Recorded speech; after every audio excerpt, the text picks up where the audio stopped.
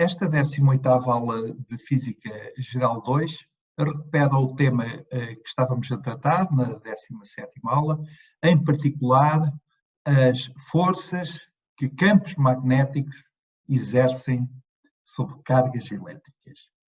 Vimos nessa aula que a força magnética era dada por Q, V, que é a velocidade da partícula, vetorial B, que é o campo magnético. E, portanto, nós temos aqui que obter, através desta expressão, não só a intensidade da força, o que se faz multiplicando Q pelo módulo de V, pelo módulo de B, pelo seno do ângulo que eles formam entre si, mas depois temos também que lidar com a direção e sentido deste vetor. A sua direção é perpendicular ao plano definido por V e B. O seu sentido é o sentido do produto vetorial, isto não é específico para esta lei física, é geral para qualquer produto vetorial, é o sentido da progressão de um saca-rolhas que rode do primeiro vetor V para o segundo vetor B.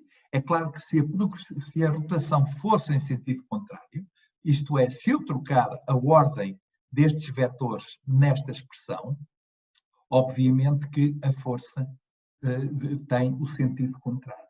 Portanto, enquanto o produto escalar é comutativo, este produto vetorial é anticomutativo. Quer isto dizer que se eu trocar a ordem dos operandos, então o produto vetorial muda de sinal. E vimos que esta expressão nos permitia reconhecer que uma partícula de carga Q, positiva para simplificar, que estivesse sujeita a um campo magnético que aponta para lá, isto é, perpendicular ao plano do ecrã e aponta para lá, então ia causar uma força como é que aqui está representado. E isto significa que então uma força, dada a natureza desta expressão, é sempre perpendicular a V e a B. Mas sendo perpendicular a V, isso significa que altera o sentido, a direção e o sentido deste vetor, mas não lhe altera a grandeza. Para que se altere a grandeza da velocidade, é preciso que haja uma força, ou seja, uma aceleração, com um componente na direção da velocidade. Se a força não tem componente na direção da velocidade, como está aqui indicado na figura, isso significa que a partícula muda de velocidade, é certo, mas não de módulo de velocidade. Isto também significa que a força magnética não realiza trabalho, porque para realizar trabalho é preciso que haja uma componente da força na direção da trajetória. Ora, aqui a força magnética é sempre perpendicular a V e, portanto, perpendicular à trajetória. Nós, a partir do estudo da partícula carregada com carga Q na presença de um campo magnético, tal como ele aqui está representado, este símbolo quer dizer que aponta para lá, obtivemos o raio desta trajetória, obtivemos a velocidade, obtivemos também a frequência, tudo isto, coisas que eu posso aqui repetir, porque não demoram sequer muito tempo a fazer, que VB é a força em módulo, porque o seno que o V faz com B, o seno é 1, o ângulo é 90 graus, e portanto fica mv ao quadrado sobre R, em que R é o raio desta trajetória circular, e portanto este V corta com este, e fica simplesmente V igual a Q, B, R a dividir por M, ou então R igual a M, V a dividir por Q, B. Também obtivemos o período do movimento circular. Trata-se então do movimento circular uniforme. O período há de ser dado pelo 2πr, que é o perímetro da circunferência, a dividir pela velocidade. Este é que é o período, ou seja, a distância percorrida 2πr é o período vezes a velocidade, e se agora introduzirmos aqui o valor de R ou valor de V, tanto faz nesta expressão, ficamos com 2πmv a dividir por VQB, o V corta com o V, e portanto fica simplesmente 2πm a dividir por QB. Ou seja, a frequência, que é o inverso desta expressão, chamada frequência do ciclotrão, é dada por QB a dividir por 2πm. Esta expressão tem muitas aplicações práticas. De resto, alguns problemas da aula teórico-prática vão explorar essas aplicações, mas nós podemos, ainda que superficialmente, falar de algumas delas. Uma delas é o chamado seletor de velocidades, em que há um conjunto de cargas, partículas com carga elétrica, com velocidades diferentes. Submetendo um feixe de cargas que seja aqui gerado a campos magnéticos e elétricos que são perpendiculares, o campo elétrico é para baixo, o campo magnético, outra vez, aponta para lá. É perpendicular à tela e aponta para lá. Então, se nós regularmos o valor do E e do B, do campo elétrico e do campo magnético, de tal maneira a que a força sobre uma partícula de carga Q seja nula. Quando é que isso acontece? Olha, acontece quando a força elétrica, que é, se a partícula for de carga positiva, a força elétrica é assim, força elétrica. E quanto é que ela vale? Ela vale Q vezes E. E a força magnética? Ora bem, se a partícula tiver carga positiva e estiver a viajar para a direita, pela tal regra do saca-rolhas, o V roda para lá e a força magnética é para cima, força magnética. Então, se estas duas forças, a força magnética vale QV vezes B. Se estas duas forças forem iguais em módulo, mas uma para cima e outra para baixo, isso significa que as partículas para as quais isso acontece não são desviadas. Todas as outras são desviadas. Umas para cima, outras para baixo, mas todas são desviadas, exceto as que tiverem estas duas forças exatamente iguais. E se estas duas forças forem exatamente iguais, isso significa que, sendo Q é igual a QVB, o Q corta com o Q, e o V é igual a E a dividir por B. Ou seja, com este dispositivo, nós podemos selecionar velocidades de partículas, são aquelas que vão à direita, como aqui está indicado, e são aquelas para as quais a velocidade tem um determinado valor que nós podemos ajustar regulando o campo elétrico e o campo magnético. Partículas que não tenham esta velocidade ou são desviadas para cima ou são desviadas para baixo, mas à direita é que elas não seguem de certeza. Este é então o chamado seletor de velocidades, que dá muito jeito em várias aplicações, em particular no chamado espectrómetro de massa. Olha, eu vou aqui buscar esta expressão que há bocadinho encontrei, R igual a mv a dividir por QB, e se eu agora, depois de selecionar partículas com uma certa velocidade a sair daqui, portanto, esta já está selecionada neste dispositivo prévio, chamado seletor de velocidades.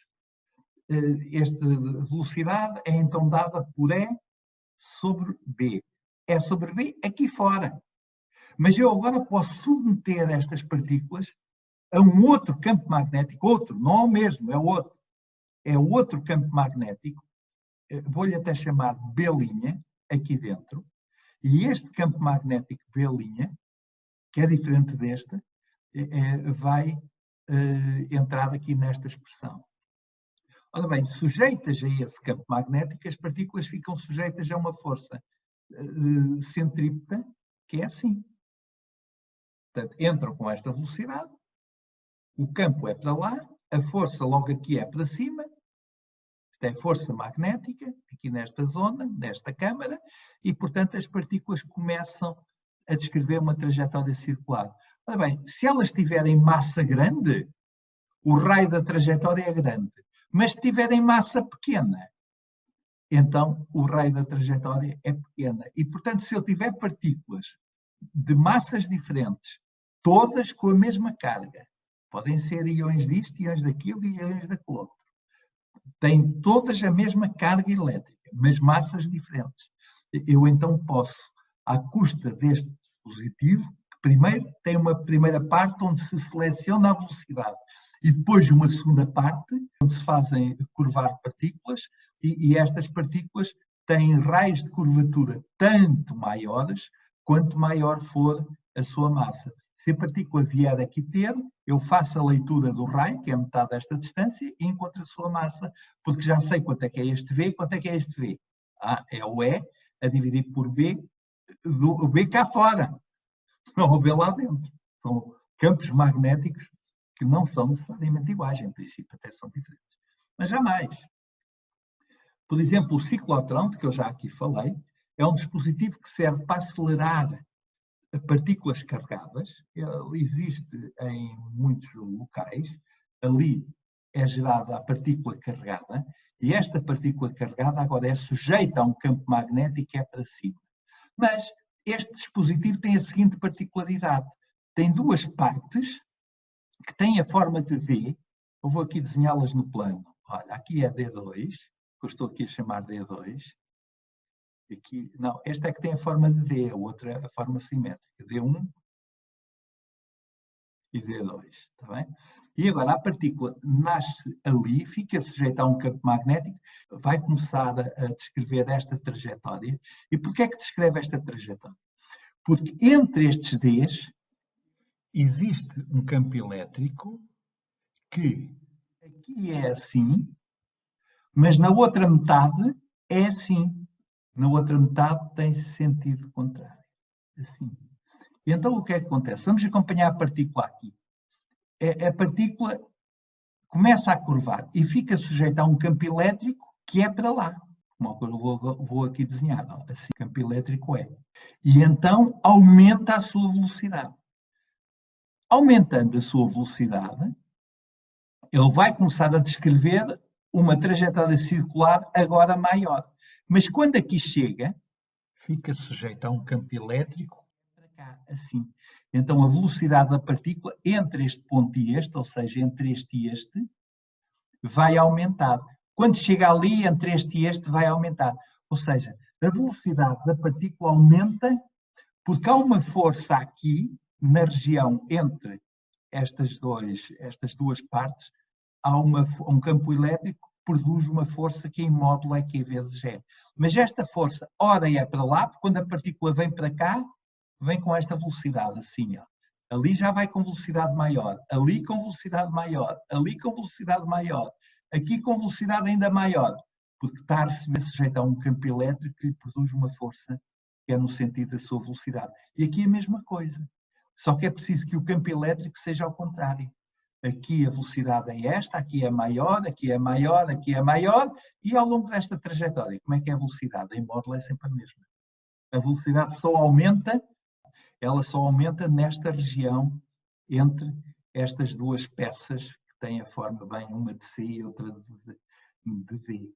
Este dispositivo chama-se o ciclotrão e serve para acelerar partículas. Elas partem daqui do centro com velocidade pequena e vão aumentando a sua velocidade, só que o módulo da velocidade só aumenta nesta região intermédia. É claro que se pode perguntar como é que isto se faz. Isto faz impondo uma tensão alternada, ou seja, faz com que quando a partícula aqui esteja, ela sinta um campo no sentido da sua velocidade. Mas quando ela está deste lado, ela deve sentir um campo exatamente em sentido oposto, ou seja, ainda no sentido da sua velocidade. É um dispositivo engenhoso. Vamos ver, em geral, como é que agora um campo magnético atua não sobre uma carga só, que foi o que vimos até agora. Portanto, nós até agora vimos como é que era a força sobre uma carga, era QV vetorial B, mas agora vamos ver como é que atua sobre um conjunto de cargas. Sobre N cargas, por exemplo, que estão num fio condutor que tem comprimento L e tem área A. Ou seja, tem um volume que é A vezes L. Se nós designarmos a densidade de transportadores de carga por N pequeno, que é igual ao número de transportadores de carga que há neste troço de fio, a dividir por V, portanto, no fundo, ao fim e ao cabo, é um número por unidade de volume. Se virmos, e este número por unidade de volume depende do material, se for cobre, se for alumínio, se for este número N pequeno, depende naturalmente do tipo de material, são ao fim e ao cabo aquelas partículas em condutores, são eletrões responsáveis pela corrente elétrica. Mas se o elétron forem eletrões, se ele se deslocar para a esquerda, isto significa que a corrente é para a direita. Vamos pensar que são eletrões, que temos eletrões. Qual é a força sobre cada eletrão? Se esta for a velocidade média de cada eletrão, a velocidade de deriva, então V vetorial B, que é para lá, eu estou a escolher sempre o B a apontar perpendicular à tela do computador e ao ecrã do computador e a apontar para lá, pois se assim for, o produto vetorial V por B aponta para baixo. Só que esta carga é negativa. Se a carga é negativa, então a força é para cima, tal como aqui está representada. E vamos ver quanto é que deve valer esta força. Esta força deve valer F igual ao número de cargas, vezes o valor de cada carga em módulo, vezes V, vezes o campo magnético. Mas este N é igual a N vezes o volume, que é A, vezes L, vezes G, vezes V, D, vezes B. Nós agora, pegando nesta expressão aqui, ó, esta que eu estou aqui a sublinhar, reconhecemos que esta é a densidade de corrente que já introduzimos aqui há dias. E se multiplicarmos a densidade de corrente por A, temos a corrente elétrica I.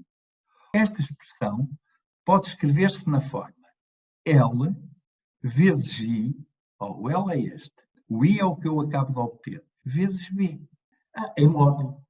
O que também não deve ter propriamente nenhum enigma esta expressão, porque se eu aqui olhar para esta expressão em cima, eu posso escrevê-la na forma F igual a Q, V vezes B, olhando só para módulos. E se eu agora escrever o V como sendo o L a dividir por ΔT, então fico com L é o tamanho deste troço, a ΔT é o tempo que, em média, a partícula demora a percorrê-lo. Então, se eu escrever isto assim, eu reconheço que Q sobre ΔT, em que agora Q já não é uma carga só, Q é o conjunto de todas as cargas, que admite terem todas a mesma velocidade. Então, isto que aqui está, o que é? Q sobre ΔT. Q sobre ΔT é a corrente elétrica I, ou seja, encontramos esta expressão, IL vezes B. Eu vou repetir, então, F é igual a E, que é a carga, vezes a velocidade de deriva, vezes o campo magnético. E devo multiplicar esta expressão não só por N, como também pelo volume, que é para N pequeno, que é para ter o número de transportadores de carga, o número que já não é densidade, o número de transportadores de carga que estão naquele troço. Ora bem, se eu agora me recordar que o J é dado por esta expressão e o I é o fluxo de J através da secção do condutor, então escrevemos para F o valor IL vezes D. É claro que se o I é para a direita, o I é um escalar. Reparem, o I é uma quantidade escalar. Só que é positivo se for neste sentido que está aqui a ser convencionado, seria negativo se fosse em sentido contrário. Mas este L pode ter um caráter vetorial se eu fizer isto. Se eu disser que este vetor daqui para ali é L, L é o comprimento do troço. Mas agora imagina um vetor que seja no sentido da corrente, cujo módulo seja este comprimento, L. Está bem? Então, eu posso escrever que este F ali para cima é simplesmente L vetorial B. L é um vetor que vai da esquerda para a direita. V é um vetor que vai de cá para lá.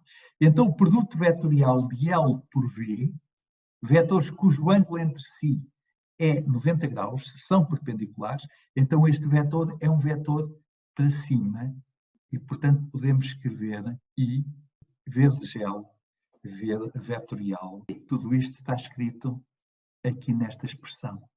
Nós acabamos de obter a força que atua sobre um condutor que é percorrido por uma corrente. Como é que fizemos isso? À custa do que já sabíamos. Ou seja, sabíamos qual era a força sobre uma carga elétrica em movimento. Aplicamos esse conhecimento, essa lei, ao conjunto de cargas que temos em movimento no condutor e obtivemos esta expressão. O que eu vou aqui repetir. Isto se o condutor for retilíneo. E se não for retilíneo? Bem, se não for retilíneo, tenho de considerar porções retilíneas desse condutor. Olha como eu aqui faço. Chamo-lhes DS, em vez de ser DL, DS. É a mesma coisa.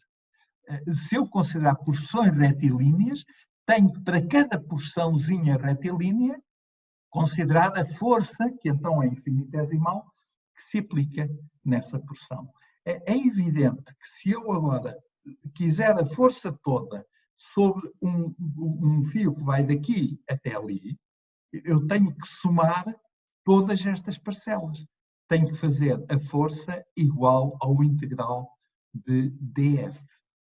Isto é particularmente simples de fazer para um campo magnético uniforme. Se o condutor estiver sujeito a um campo uniforme, então fica simplesmente I vezes o integral do vetor dszinho vetorial B. Porquê?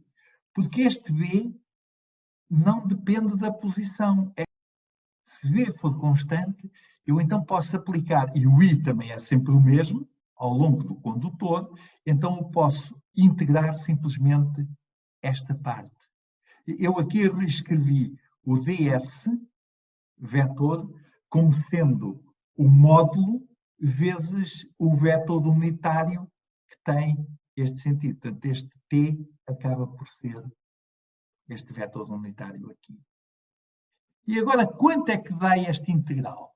Este integral é a soma dos dszinhos. Ora, a soma dos dszinhos é simplesmente o vetor que aqui está indicado por L', que liga estes dois pontos, o ponto inicial, A, e o ponto final, B. Então, a força sobre um condutor que está no campo magnético uniforme é dado simplesmente por esta relação em que o que conta é o ponto inicial e final, que são unidos por um vetor. Atenção, isto ainda é uma expressão vetorial. Se eu agora quiser saber qual é o módulo de F, pois o módulo de F é I, L', que é só a distância entre A e B, vezes B, vezes o seno que este vetor L' faz com o campo magnético, ou seja, é este seno deste ângulo θ. É claro que agora é muito óbvio o que é que se passa se eu tiver uma espira. Se eu tiver uma espira, eu vou ter que somar para todos os ds, mas agora ao longo de uma trajetória fechada, o que significa que a força sobre uma espira é zero. A força sobre a espira é zero se ela estiver sujeita a um campo uniforme. Vamos agora ver, primeiro ainda de uma forma só intuitiva, depois de uma forma mais rigorosa do ponto de vista matemático, qual é o campo magnético que é criado por uma linha de corrente. Uma linha indefinida, portanto não tem princípio nem fim e é retilínea. Esta figura já vem nos livros do ensino secundário. Ela indica que o campo há de ser tanto maior quanto mais perto da fonte nós estivermos. A fonte aqui é a linha de corrente. Ou seja, o campo aqui é assim, aqui há de ser mais pequeno e aqui ainda mais pequeno é. E claro, o que se passa aqui em cima também se passa aqui em baixo. Sim, sim, agora aqui pequenino. Se eu estivesse sobre a mesma linha de campo, o campo é sempre o mesmo. Aqui é assim, aqui é assim. O que está aqui a ser representado são as linhas de campo. Já agora, ainda antes de corrente, vamos pensar o que é que se passa no caso de uma linha sobre a qual há uma distribuição uniforme de carga, lambda. Lambda é igual a Q sobre L, é a carga por unidade de comprimento. Qual é o campo que aqui é criado por esta distribuição estática de carga? Esse campo é melhor obtido se nós usarmos a lei de Gauss. Consideramos uma superfície de Gauss assim, de raio R, o campo é perpendicular a esta superfície de Gauss, ou seja, o fluxo é simplesmente 2πrL, em que L é este comprimento, e isto há de ser igual à carga, que é lambda vezes L, a dividir por epsilon zero. Este corta com este, e fica E igual a lambda sobre 2π epsilon zero R. Esta expressão diz-nos que o campo é tanto mais intenso quanto mais intensa for a fonte. Ou seja, quanto maior a densidade de carga. Por um lado. Por outro lado, é tanto mais intenso quanto mais próximos estivermos da fonte. O que não é nada de estranhar. Se eu estou próximo do fio, o campo é intenso. Se eu estou longe do fio, o campo é mais débil. Pois bem, deve ser uma expressão deste tipo que também nos deve aparecer no caso de um fio condutor. Eu recordo-vos qual era a expressão. Era lambda sobre 2π epsilon 0R. Este era o campo elétrico. E agora o campo magnético. Quanto é que vai ser este? Eu diria que o B deve também ter a ver com 1 sobre R. Deve ter a ver com a fonte, e a fonte aqui é I. Portanto, a fonte agora do campo magnético é a corrente. E agora deve haver aqui um fator. No caso elétrico, esse fator é 1 sobre 2π epsilon 0. No caso magnético, em que eu estou aqui a representar, por um lado, por onde aponta o campo. Estou aqui a fazer o corte para um plano que contém a corrente. Aquelas são as linhas de campo do lado de lá, as linhas de campo do lado de cá. Seriam assim. Isto estaria mais bem feito se este ponto fosse mais pequenino e mais fininho e este aqui mais grosso. Ou seja, aqui maior e aqui mais pequenino, a dar a indicação de que o campo diminui à medida que nos afastamos. Efetivamente, o campo é dado por esta expressão em que temos uma quantidade que é μ0, que agora substitui o epsilon 0. E o epsilon 0 está em denominador e este passa a estar em numerador. Esta quantidade chama-se permeabilidade magnética do vazio e, ao fim e ao cabo, desempenha um papel semelhante àquele que o epsilon 0 desempenhava no caso elétrico. É a propriedade equivalente para o caso magnético do vazio, equivalente àquela que se tinha para o caso elétrico. Nós vamos obter, até de várias maneiras, esta expressão. O que eu fiz não foi uma dedução matemática desta expressão. O que eu fiz foi uma analogia com o que se passava com o caso elétrico. mas ela vai ter outra racionalidade quando nós agora pudermos obtê-la a partir de leis mais fundamentais do magnetismo. Mas antes disso, vamos usá-la para calcular a força entre duas correntes. Da mesma maneira que há uma força entre duas cargas elétricas, carga Q e carga Q, também há de haver uma força entre duas correntes, já que uma corrente, por exemplo, a corrente I1, produz um campo magnético a uma distância D, que é dado por μ0 e 1, que é o campo B1.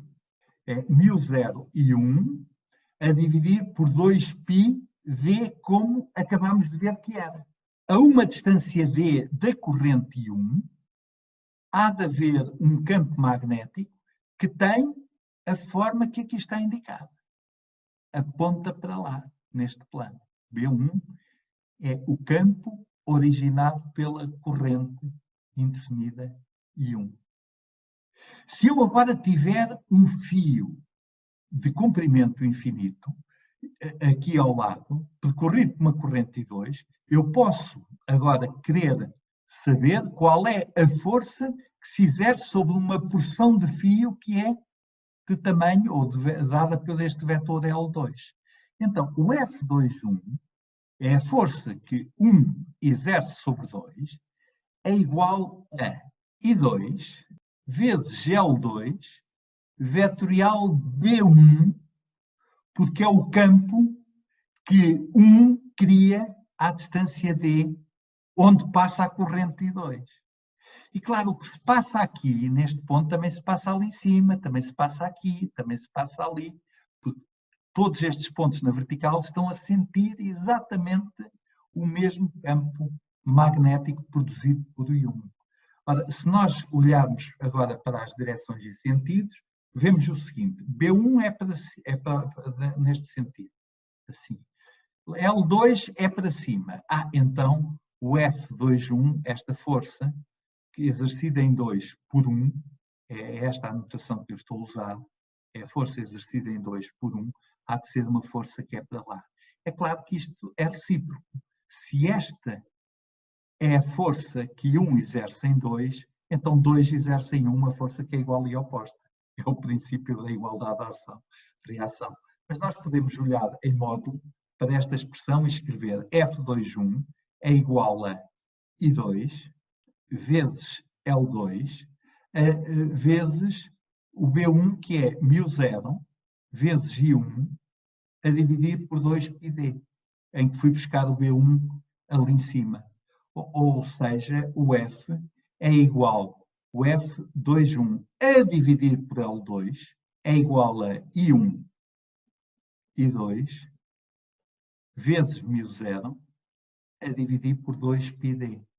E esta é a expressão da força por unidade de comprimento. Repare, estes fios são infinitos, portanto a força seria infinita. Eu tenho que normalizar isto de alguma maneira. A força por unidade de comprimento é dada por esta expressão, em que se nota a simetria nas correntes I1 e I2. Claro que se eu agora fizesse o campo magnético produzido por 2 naquele ponto, seria tudo igual, só que ele teria B2 e ele teria I2.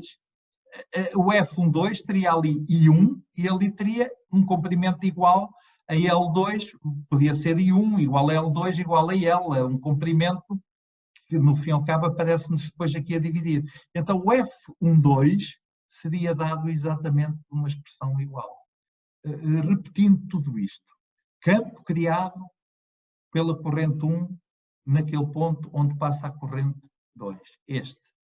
Força sobre o troço de corrente de comprimento L2 devido a esse campo B1. Esta. Módulo dessa força. Este. Quanto é que vale a força por unidade de comprimento? Esta que aqui está. E como acabamos de ver, correntes que tenham o mesmo sentido produzem forças atrativas. E se tivessem sentidos contrários? produziam forças repulsivas. Portanto, as forças sobre duas correntes paralelas são forças de atração e dependem de quê? Por um lado, das correntes que percorrem esses fios condutores. E, por outro lado, depende do seu afastamento. Se estiverem mais afastadas, a força é menor. Se estiverem mais próximas, a força é maior. Correntes no mesmo sentido, forças atrativas. Correntes em sentido contrário, forças repulsivas. Enfim, em resumo, é isto que se passa. E aliás, isto que eu acabo de dizer acaba por ser útil para a definição da unidade fundamental do sistema internacional, que é o ampere. Ou então, em alternativa, podíamos considerar como unidade de base do sistema internacional o coulomb, mas usa-se o ampere. As unidades de base do sistema internacional são as unidades de comprimento, de massa, de tempo, de corrente elétrica, de temperatura termodinâmica, de quantidade de matéria e de intensidade luminosa. São 7. A partir destas unidades de base definem-se todas as outras. Mas reparem que a corrente elétrica não se pode definir à custa de massa, comprimento e tempo. É preciso introduzir mais qualquer coisa. E introduz-se desta maneira. Define-se ampere como sendo a corrente que percorre linhas como as que aqui estão representadas, à distância de 1 metro, e que exercem uma sobre a outra linha uma força que é dada por 2 vezes 10 a menos 7 newtons. Recordo-vos que o valor de μ0 é 4π vezes 10 levantado a menos 7, e, portanto, como aqui nós temos simplesmente um 2π, como aqui está indicado, temos ali 4π vezes 10 a menos 7. Se este for 1, se este for 1, se este for 1, então temos 4π a dividir por 2π dá 2 vezes 10 a menos 7, que é o que está aqui nesta expressão. Portanto, a força entre dois condutores permite-nos definir ampere.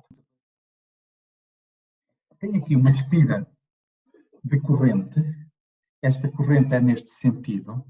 Ela está aqui desenhada num cartão, mas vocês devem imaginar um condutor que está percorrido por uma corrente. E esta corrente tem o valor, e não importa o gerador que a produz, importa só que há aqui esta corrente I.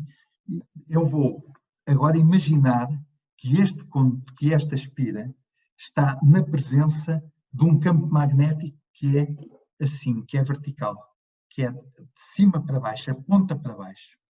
Ora, se esse campo é vertical, aponta de cima para baixo, então este troço que aqui está, olha, este que aqui está, um campo aqui para baixo, vai ficar sujeito a uma força que é para lá.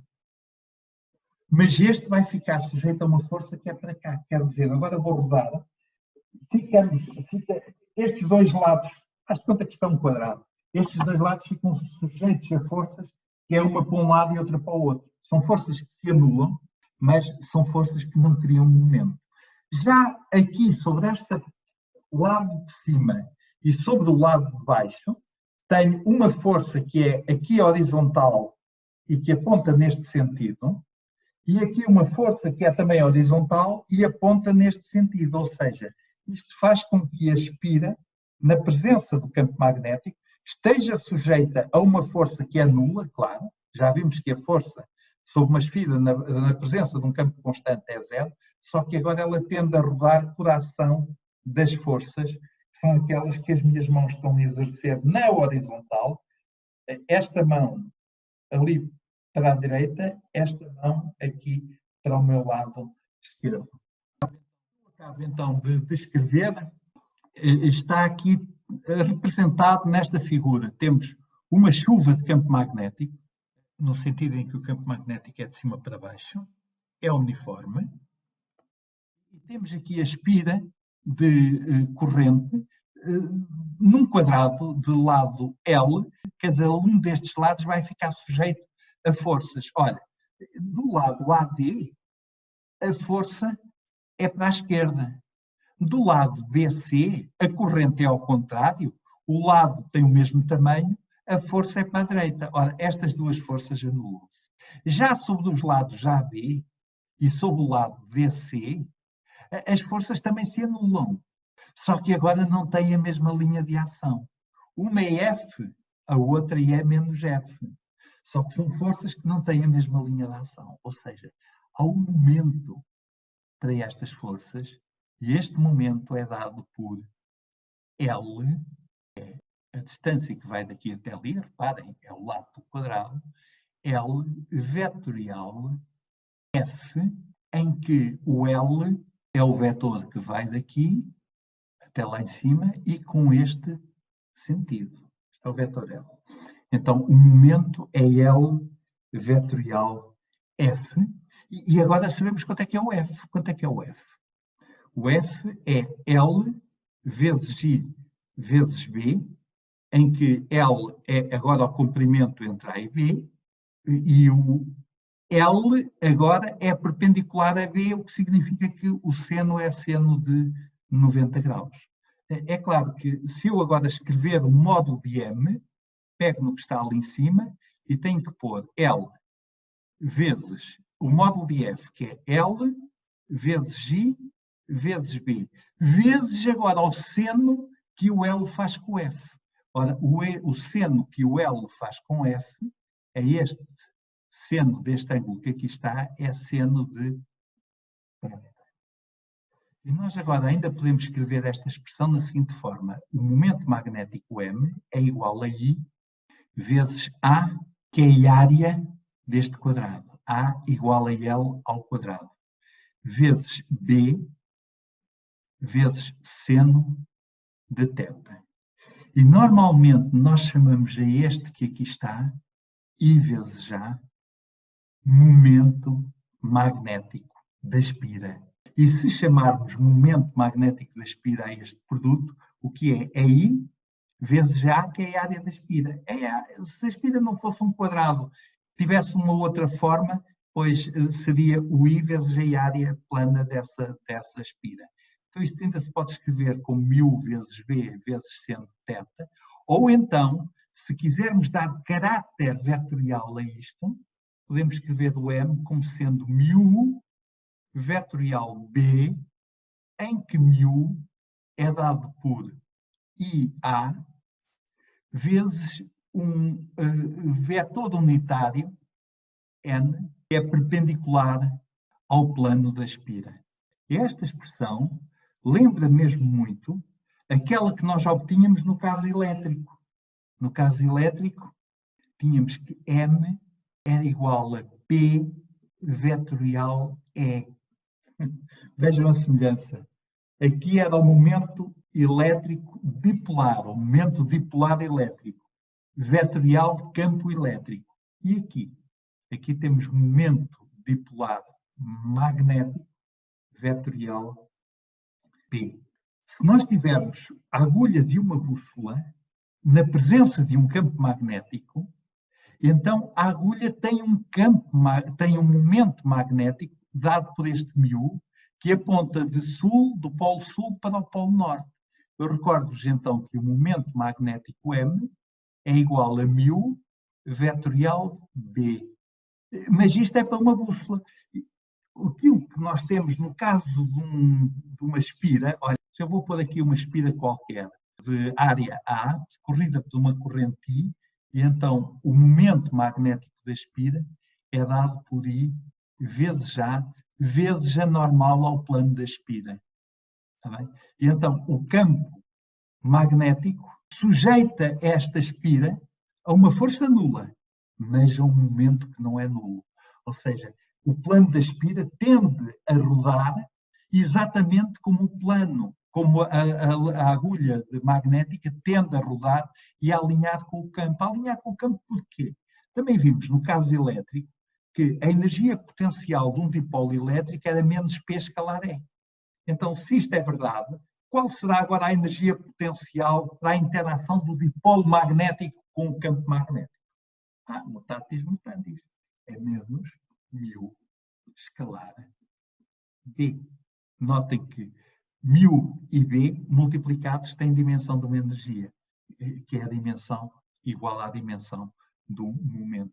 Quer dizer que a espira de corrente tem momento magnético dipolar exatamente como uma agulha magnética com um polo norte e um polo sul, que também tem momento dipolar. Ora, um eletrão, agora vou pensar no eletrão de uma forma clássica. Ele descreve uma trajetória circular, classicamente é assim, à volta do núcleo. Isto significa que, se a trajetória é descrita neste sentido, então a corrente é em sentido contrário. A corrente a carga é a corrente vezes o tempo.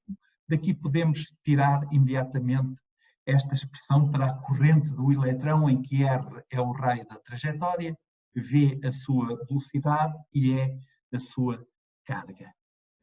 O momento magnético do eletrão, por exemplo, no átomo de hidrogênio, é I vezes A.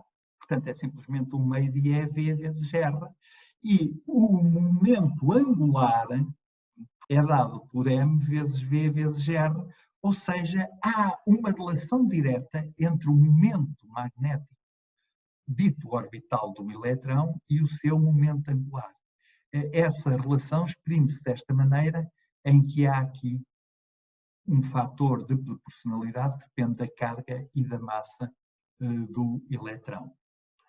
Nós, à primeira vista, podíamos atribuir ao momento magnético orbital a origem do magnetismo em alguns materiais. Quer dizer, como há eletrões a girar, o que acontece, cada eletrão tem momento magnético na sua trajetória circular, clássica, digamos assim, e, portanto, a origem do magnetismo estaria explicada. Mas acontece que a soma vetorial destes momentos magnéticos é nula ou praticamente nula. No entanto, os eletrões, não tendo, eles têm momento angular orbital e, portanto, têm momento magnético devido a percorrerem uma trajetória fechada. Mas não é isso o responsável pelo magnetismo. O que é responsável pelo magnetismo é, de facto, o momento magnético do eletrão, a que se chama o momento magnético intrínseco, ou spin.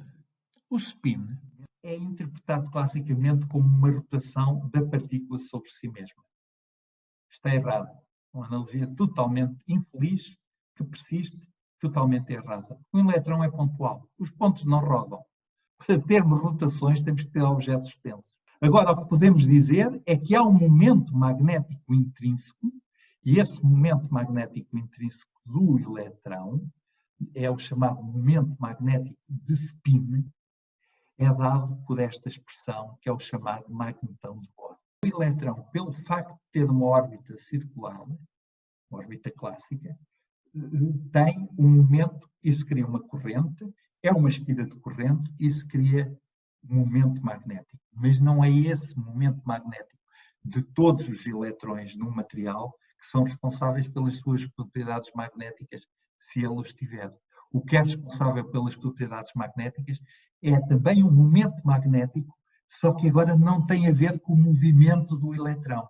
É um momento magnético intrínseco do eletrão. O eletrão não tem carga, o eletrão não tem massa. Alguém se preocupa em saber porque é que o eletrão tem carga e porque é que o eletrão tem massa? Mas o eletrão também tem spin. Mas aí há uma preocupação desmedida para tentar justificar a existência dessa propriedade com coisas que o eletrão faça, como, por exemplo, relupiar. O eletrão não relupia. O eletrão é um ponto, os pontos não relupiam. Para relupiar é preciso que o sistema não seja simplesmente um ponto.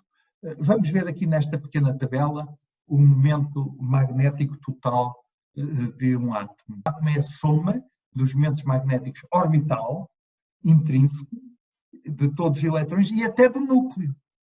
Olha, no caso de um átomo de hidrogênio, este é um magnetão de Bohr.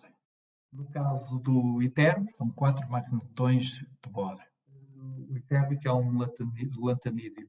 No caso do sério, que é um tal, o momento com propriedades magnéticas, claro, o momento magnético é este. As propriedades magnéticas de uma substância podem ser explicadas de uma forma muito simplificada usando o momento magnético macroscópico que resulta dos momentos magnéticos atómicos.